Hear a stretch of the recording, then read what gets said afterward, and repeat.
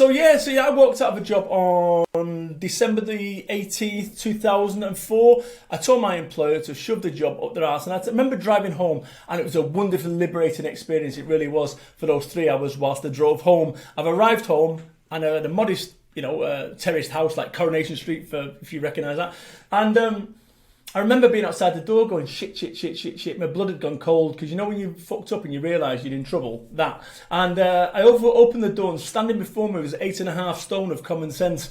My wife, she said to me, "You're home early, Brad. Are you here to look after baby Ben while I go shopping?"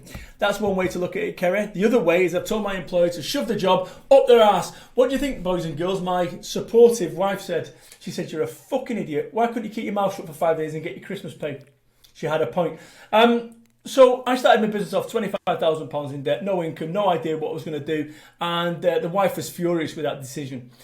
And actually, you're going to have sometimes in life and in business, you're going to have well-meaning people telling you can't do things, and what you've got to do, you've got to start talking yourself into things rather than out of. So I started my business off, and it was tough. It was tough.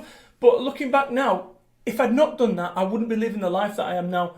So I always say to people, if you walk out of a job, are you going to starve to death? No, you'll find a way. What's the best case scenario? What's the worst case? What's the most likely scenario? And actually, what's happened with me is it kind of worked out to be the best case scenario, if I'm honest.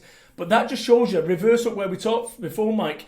Guy addicted to drugs twice, no qualifications, dad left for a 6-month-old, got shot at, and actually 4 years on benefits. So, is your life, or is your baseline worse than that, or more difficult than that? If it is, then fine. But actually, it just shows you that you can turn your life around. But the way you've got to turn your life around is by changing this, by changing the way that you think about the world. Because here's what happens: it's a bit like a computer game, right? But your computer game, if you used to play a computer game of your life, you'd see quests, you'd have side quests, main quests. But what ends up happening is some people don't bother. They don't bother because it's so far away, the main quest. They don't bother. They think, what's the point? I might as well stay safe. And you stay safe, you stay where you are.